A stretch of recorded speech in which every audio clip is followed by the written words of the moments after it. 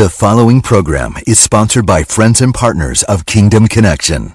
Because of the generous gifts of people around the world, we have raised nearly $300,000 to support the victims of the recent hurricanes that have ravaged the southern United States.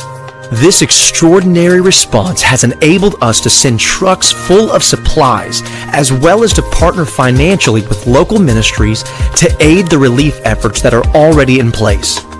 Your generosity has lifted the financial burden of churches that have been on the ground from the beginning, rescuing, bringing relief, and helping to restore the lives of these hurricane victims. We've witnessed firsthand the power of the body of Christ coming together to make a difference in the lives of these innocent victims. Thank you for your generous support of this ministry as we continue to be the hands and feet of Jesus. For more updates and to join us in sending relief to hurricane victims, visit us at jentezenfranklin.tv. When you give to rescue and bring relief and restoration to hurricane victims, you can be confident that your gift will be sown directly into the lives of hurting people. With your gift of any amount this month, you may request Jentezen Franklin's powerful audio teaching, Make Room for a Miracle. And with your generous gift of $45 or more, you may request the Finding Your Way in the Storm set, featuring 2 encouraging messages and a study guide that will help you as you walk through the storms of life. Visit us online at jentezenfranklin.tv.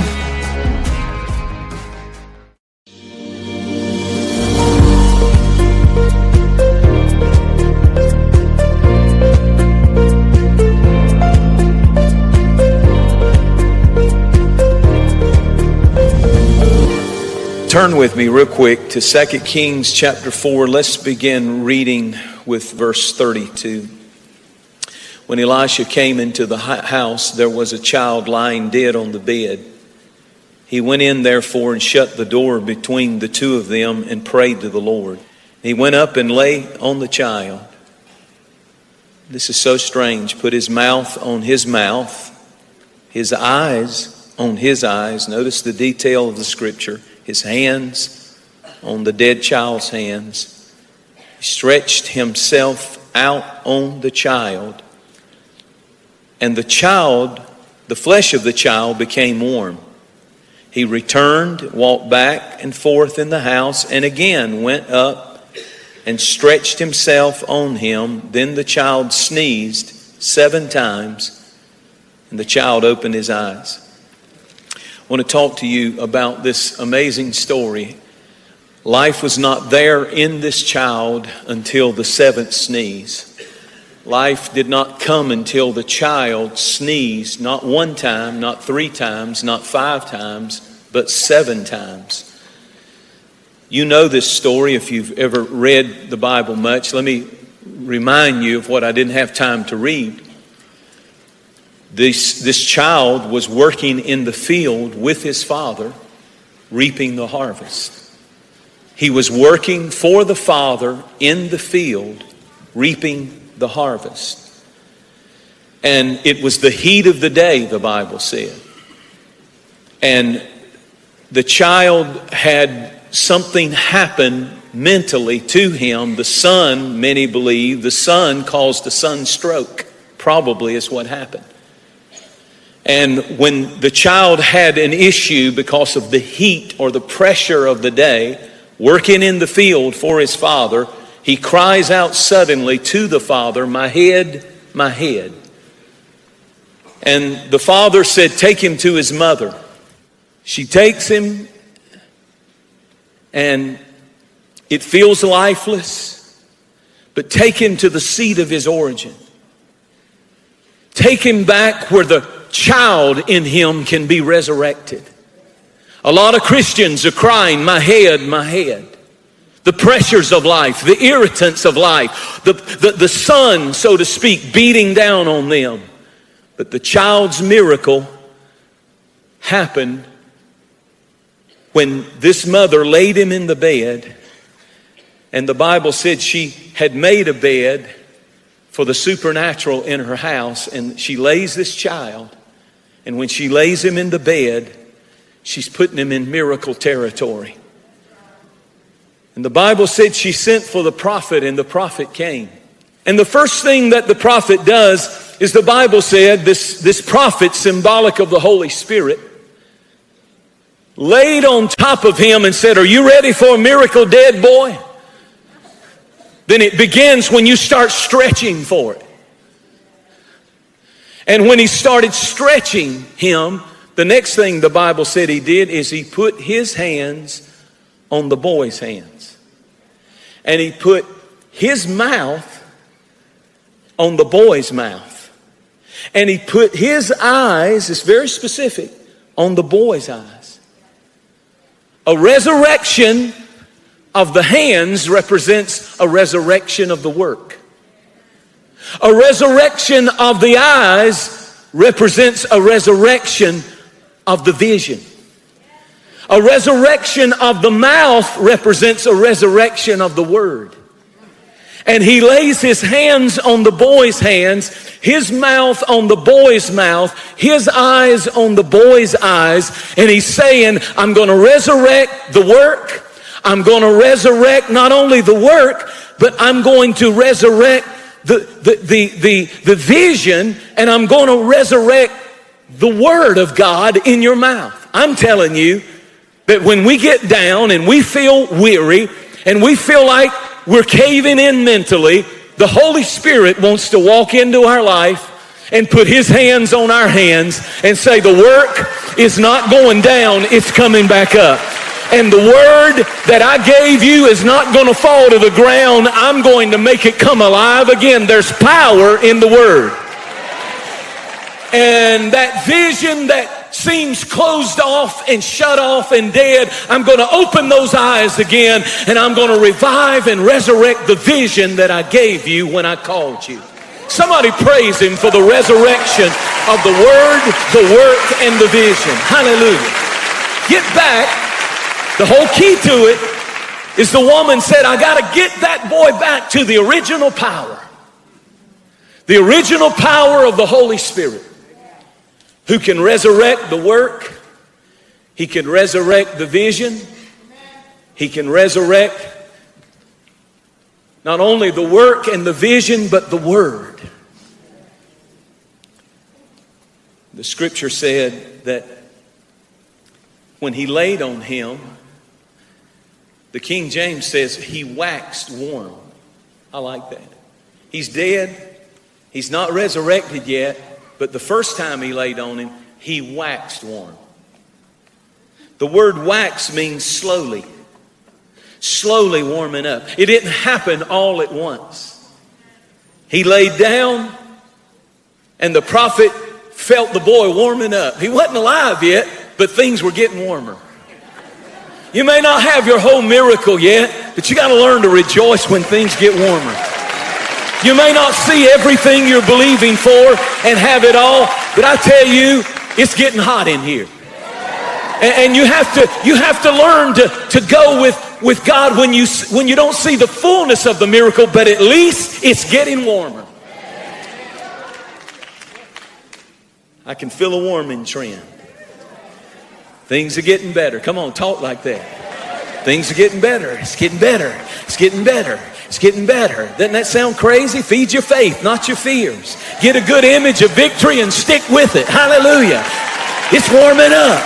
It's getting better. The marriage is getting better. The children are getting better. The finances are getting better. Talk the word of God. Let him resurrect your words. Let him resurrect your vision. Let him resurrect your work. It's getting better. Somebody shout, it's getting better. You're glad. The Bible said when he did that, the boy started sneezing 7 times. If you look up sneeze in the dictionary, it says an involuntary catching of breath and expelling it violently. Usually because something irritating is caught in the nasal passage. Chew. And what you're saying is, get out. You're hindering my breath. You're hindering my life. Chew. Get out.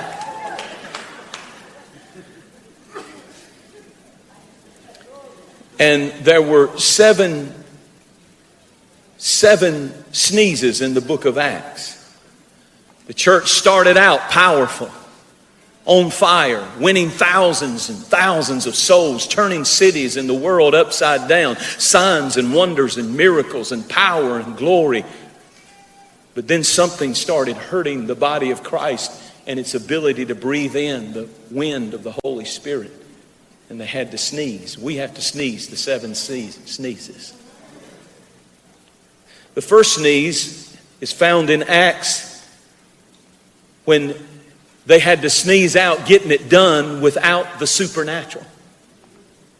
We have become a bunch of professionals in the church. We think that if we're smart enough and we're programmed enough and we're pretty enough and we're cute enough and our lights are good enough and our musicians are cool enough and our buildings are big enough and pretty enough and prestigious enough that we can get the job done, but we can't get the job done without the supernatural power of the Holy Spirit. Now notice this. The second sneeze is found in Acts chapter 4 when they said, don't you preach in that name anymore. I think it boils down to this, that you have to decide if you're going to be totally accepted in this day and time. Because if you're a true born-again believer who's doing everything you can to obey that book and live right, you don't fit in with this world. And you will not be totally accepted by people in the world. They will talk about you. They will make fun of you. They will persecute you. Then we see another sneeze, the sneeze of greed, the kingdom of thingdom, money, material possessions. Get so blessed you can't even tithe anymore because you're making so much money and you're afraid you give God too much. The one who give God a portion of your tithe lest he be displeased with you and give you a tithe in proportion of your giving. And vice versa. Give and it shall be given unto you. I've never seen the righteous forsaken or his seed begging for bread. I'm not afraid of famine. I'm not afraid of earthquake. All you people listening down in Florida, God has never failed you. Don't you worry. I know it's hard. I'm not making light of what you're going through, but I'm just telling you, man is not your source. The company is not your source. You're going to have to go back, not to the brook and not to the widow. You're going to have to go back to your source. Your source was never the brook. Your source was never the birds. Your source is God, and God never runs out. He will supply all your needs according to his riches and glory. Somebody needs to hear that. Give him a great praise. I'm going to keep preaching, but give him a great praise. The fourth sneeze is murmuring. The Bible said the people started murmuring in the book of Acts. I think it's the 6th chapter, because some of the Jewish widows were getting treated better than the Gentiles, and they had this thing going on, and they were murmuring. But I'm just complaining, talking down. You want to get the life of God back in you? Stop murmuring. Stop complaining. Stop whining. Would you like some cheese with your wine? Stop whining. Winos in the church. Just whine all the time. God don't want to hear it. He left a long time ago. Come on, church. Let's quit whining. Let's sneeze that out. We've all had hard times. We've all gone through struggles. It may be dark. It may be tough. It may be hurtful. But you know what? You don't start talking and murmuring and complaining and finding fault. You throw your hands up and you praise the God who can change things. Focus on the good. I said focus on the good.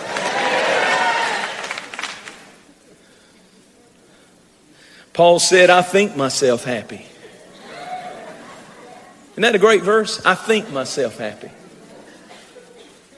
You keep on murmuring, you're going to think yourself depressed, fearful, discouraged, tore up from the floor up. Quit murmuring and start being thankful for what you do have. The fifth one is fear.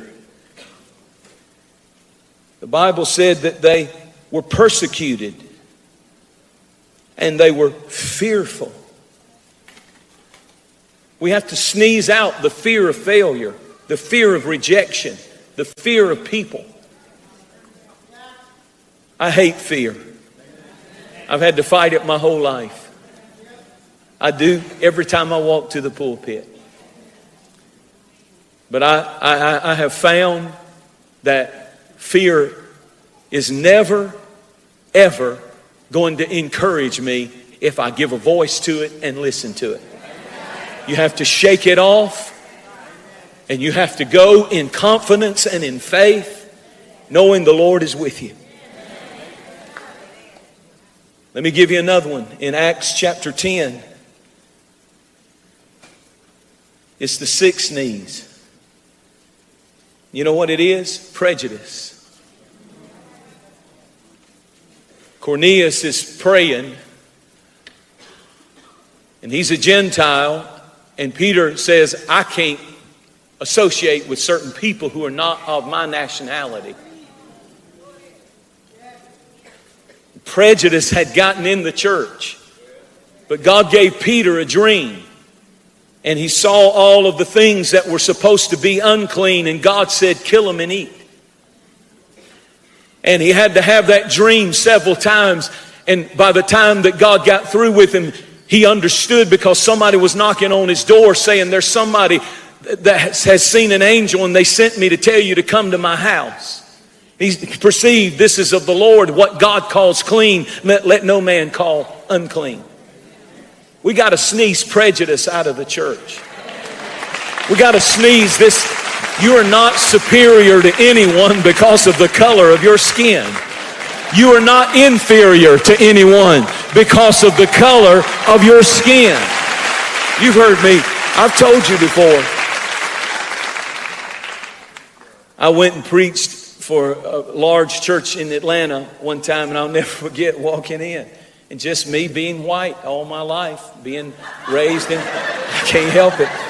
And I walk into this church, and all I've ever seen is white Jesuses. On the little picture frames, and sweet, blonde-headed, blue-eyed Jesus in sandals, and hippie Jesus. You know the one I'm talking about. That's all I've ever seen. And I walked into this black bishop's office, and he had a black Jesus. Big old, the biggest picture of Jesus I've ever seen, almost as big as that screen.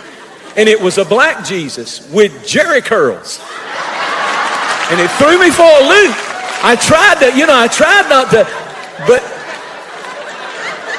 freaked me out a little bit. Then I went on a mission trip one time to Mexico and preached, and this Hispanic pastor had a Jesus with a sombrero on in his office. I'm like, well, would the real Jesus please stand up? He's all of them. He's all of them. He's all of them. He died for all of us. And prejudice has no place in the body of Christ, in the church, in the kingdom, and in our nation.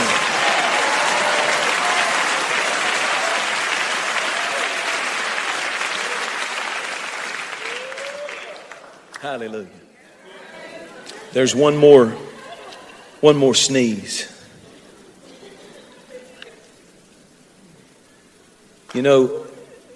It's called doubt. The Bible said that when Peter left the house, he left doubting nothing in the vision. When he sneezed that doubt out, when we sneeze doubt out, Paul said in Corinthians, I will come to vision. I don't hope so. I don't wonder. He said, I shall come to vision. There comes a place, if you walk with God and He's given you a vision, it goes through death. You don't have a vision if your vision hasn't died. It goes through death. It goes through burial. And that's where most people give up, walk away, and say, I miss God. But if you've really got a vision, something in you holds on. Because it doesn't just go through death and burial, but it will come to resurrection. And when it comes up and you finally are standing in that place, you're not enthralled and you're not impressed with that place like you would have been had God given it to you on a platter. It's something about the fact that when you do stand in your place of destiny, it's not the place that you are amazed by, it's the God who put you there that you're amazed by. He doesn't want you caught up in your stuff. He wants you caught up in Him for His glory. And I'm praying for the seventh sneeze, that you would leave this room doubting nothing. I'm walking by faith, not by sight. I'm not doubting. God has spoken to me and He will bring it to pass. My children will be saved. My body will be healed. My life will be blessed and purposeful. I will be free. I will know God's plan for my life. I walk by faith, doubting nothing. Everybody say that. Doubting nothing.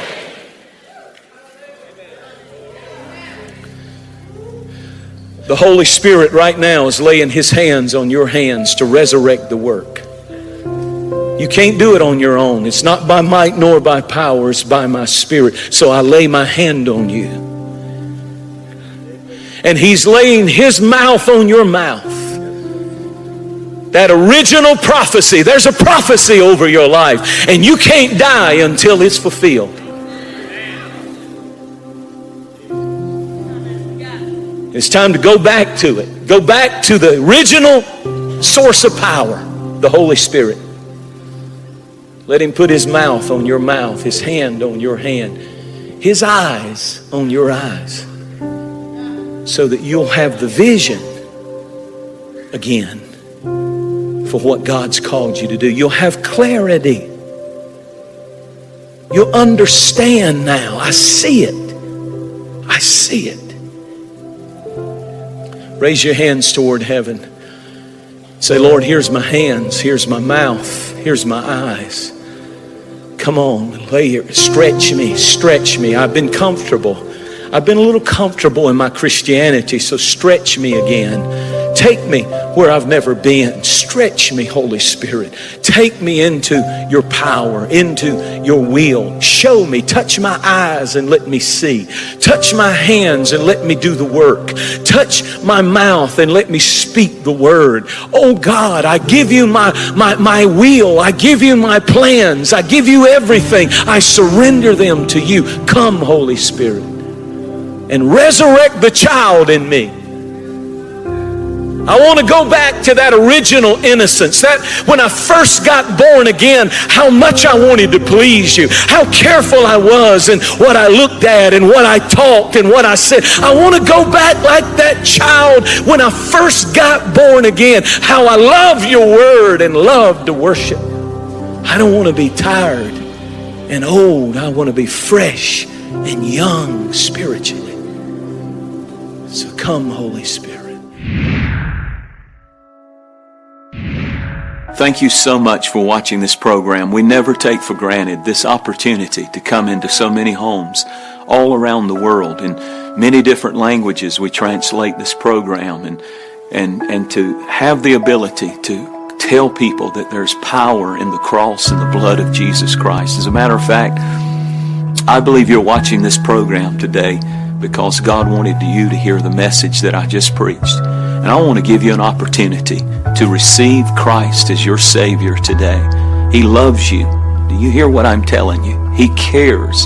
He has not given up on you. Don't give up on yourself. Pray this prayer with me. Say, Lord Jesus, I give you my heart today. I confess I'm a sinner. I need your salvation.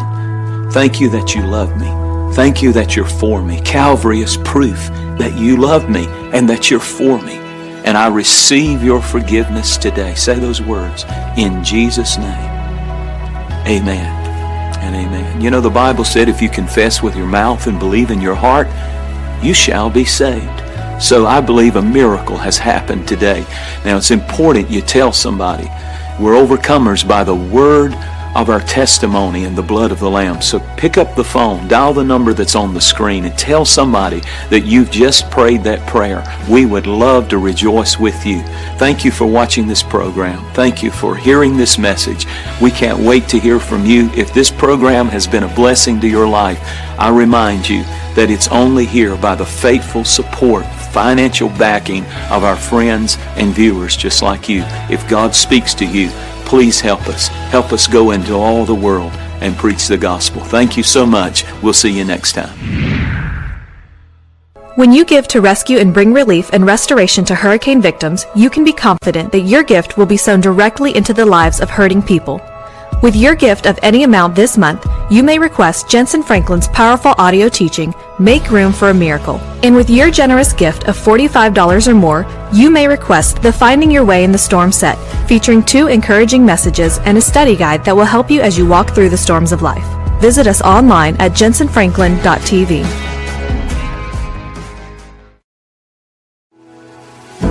Hi everybody, this is Pastor Rich and Robin Wilkers from Trinity Church in Miami, Florida.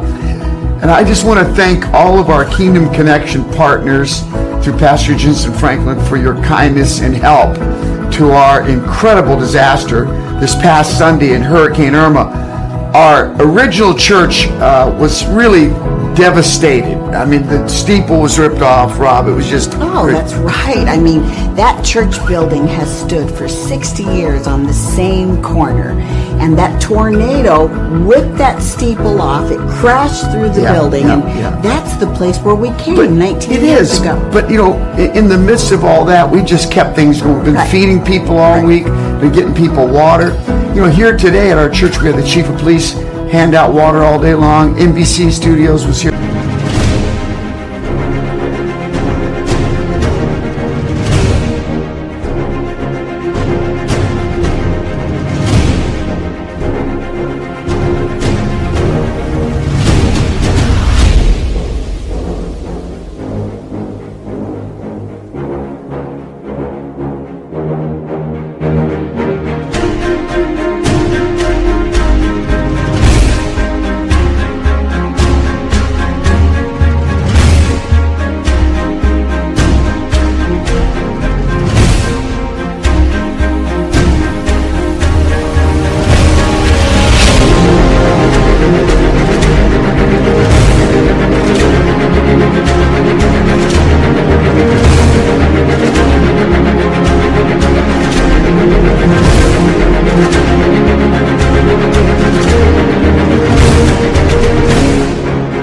Locally to put it on. So, I mean, God is helping us continue to be committed to our community.